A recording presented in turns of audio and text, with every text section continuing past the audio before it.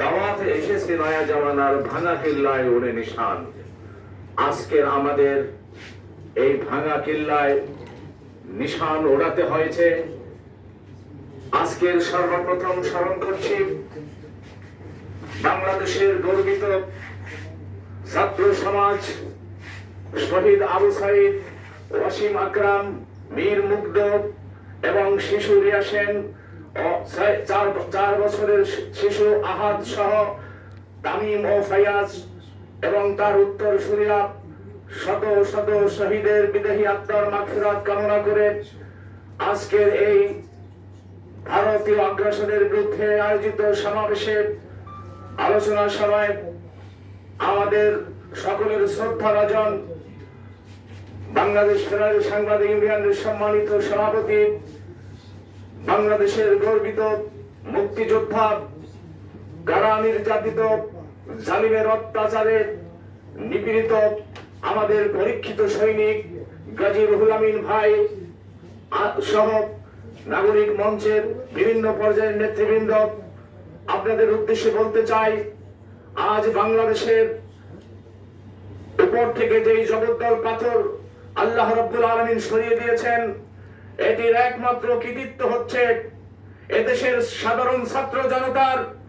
এর একমাত্র কৃতিত্ব হচ্ছে এদেশের যারা শাহাদাত বরণ করেছেন সেই বাংলাদেশ নয়, জামানার মুজাদ্দেদ আল্লামা দেলোয়ার হোসেন সাঈদী সাহেবের সেই কারারুদ্ধ অবস্থায় যে বদদুয়া করেছেন, আল্লাহ রাব্বুল আলামিনের কাছে প্রার্থনা করেছেন, হে রাব্বুল আলামিন, আমি সারাটি জীবন কোরআনের তাফসীর করেছি গোটা পৃথিবীতে, আমি এই জাতির জন্য দোয়া করে যাই, এই জাতিকে মুক্ত করে দেন আমার শাহাদাতের মধ্য দিয়ে।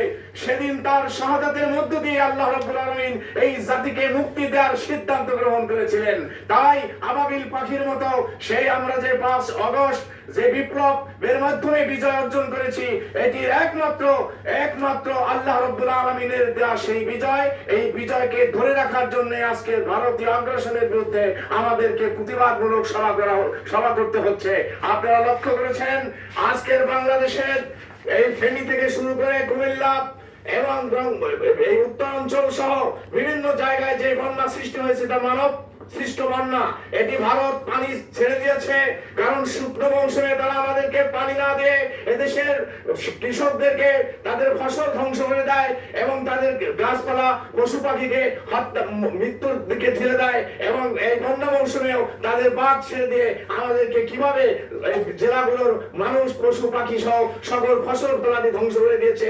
এর তীব্র প্রতিবাদ এবং নিন্দা জানাচ্ছি এই সংক্ষিপ্ত সমাবেশের মধ্য দিয়ে। প্রিয় ভাই আমার, আজকের কথা বলবেন আমাদের সমাজের প্রধান অতিথি গাজী রুহুল আমিন ভাই। আমি আপনাদের উদ্দেশ্যে একটি কথাই বলতে চাই, বাংলাদেশের ছাত্র সমাজ জাগ্রত রয়েছে, বাংলাদেশের ইসলামী দলগুলো জাগ্রত রয়েছে, বাংলাদেশের এই দেশের ভাগ্য আকাশে যারা উদিত সূর্য উদয় করতে চায়, বাংলাদেশ জামাত ইসলামীর সকল পর্যায়ের নেতৃবৃন্দ কিন্তু আজকের বাংলাদেশে ছড়িয়ে ছিটিয়ে জনমানুষের সেবায় দোরগোড়ায় পৌঁছে দিয়েছে তাদের সেবা। আর অন্য গ্রুপটি দেখা যাচ্ছে যে তারা ভাগাভাগি করতেছে সম্পদ, কে কোনটা দখল করবে। রাষ্ট্রীয় সম্পদ যদি কেউ কোনোভাবে দখল করে, আমরা ছাত্র জনতাকে সাথে নিয়ে নাগরিক মঞ্চের নেতৃবৃন্দ বিগত দিনে রাজপথে ছিলাম এবং বর্তমানেও আছি।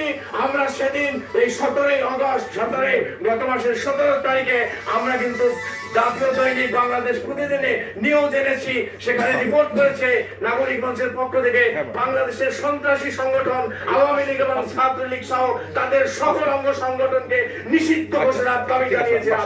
বাংলাদেশ প্রতিদিন সে নিউজ তারা চেয়েছে। সুতরাং আজকে বলতে চাই, বাংলাদেশের উন্নয়ন সম্ভব নয়, বাংলাদেশের স্বাধীনতা সার্বভৌমত্ব টিকে রাখা সম্ভব নয়, একমাত্র এই সন্ত্রাসী সংগঠন আওয়ামী লীগ ছাত্রলীগ সহ তাদের সমস্ত অঙ্গ সংগঠন যতক্ষণ নিষিদ্ধ করা না হবে ততক্ষণ পর্যন্ত আমাদের বাংলাদেশের স্বাধীনতা সার্বভৌমত্ব ভারতের কাছে কিন্তু জিম্মি থাকবে। আমরা সেই ভারতের কাছে আমাদের ঈমান এবং রাজনীতি বন্ধ রাখতে চাই না।